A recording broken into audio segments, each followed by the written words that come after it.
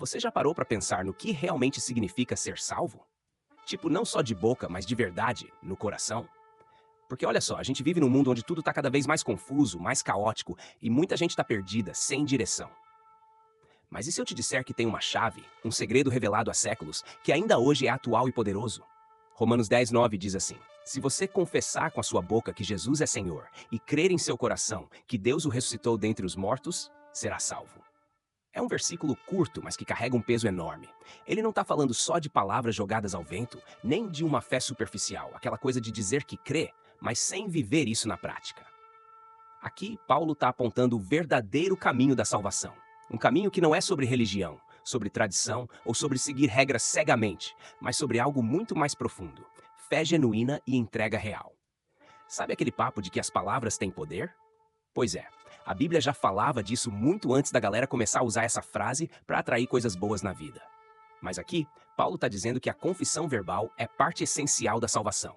Só que não é um discurso vazio. Tem que vir do coração. Ou seja, não adianta só dizer Jesus é Senhor se lá no fundo você não acredita de verdade. Não é sobre decorar frases prontas ou sobre repetir o que os outros dizem. É sobre um compromisso real.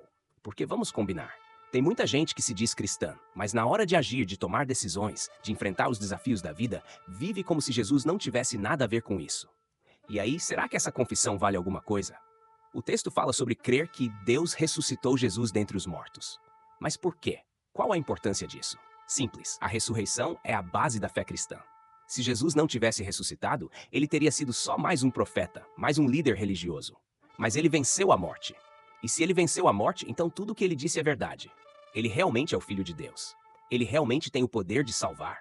E ele realmente nos oferece vida eterna. Só que acreditar nisso não é tão fácil quanto parece, né? Porque a gente vive num mundo onde o ceticismo é forte, onde tudo precisa ser provado, onde as pessoas querem ver antes de crer. E crer na ressurreição exige fé. Uma fé que muitas vezes vai ser testada, que vai ser colocada à prova nos momentos mais difíceis da vida. E é aí que entra a verdadeira entrega. Porque não basta dizer que acredita. Tem que confiar a ponto de viver por essa verdade, de deixar essa fé guiar suas escolhas, suas atitudes, seus valores. Agora pensa comigo. No mundo em que a gente vive hoje, dá para dizer que a maioria das pessoas realmente crê com o coração. A gente está numa era de informação rápida, de espiritualidade, de autoajuda, onde muitos querem um Jesus que se encaixe no estilo de vida deles, e não o contrário. Querem um Salvador que traga bênçãos, mas não um Senhor que exija compromisso. Tá ligado? E é aí que entra a grande questão.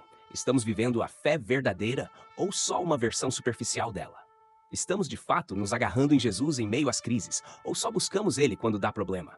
Porque ser cristão de verdade não é só quando convém. É viver essa fé todos os dias, nos momentos bons e ruins. E olha, não dá para negar que os tempos estão turbulentos. Guerras, crises, depressão, ansiedade, gente perdida sem rumo. É exatamente nesses momentos que a fé genuína faz a diferença. Porque quem realmente crê em Jesus sabe que ele é Senhor em qualquer circunstância. Não importa o que aconteça, ele continua no controle. Ele continua sendo a verdade, o caminho e a vida. Agora que a gente destrinchou esse versículo, a pergunta que fica é: e você?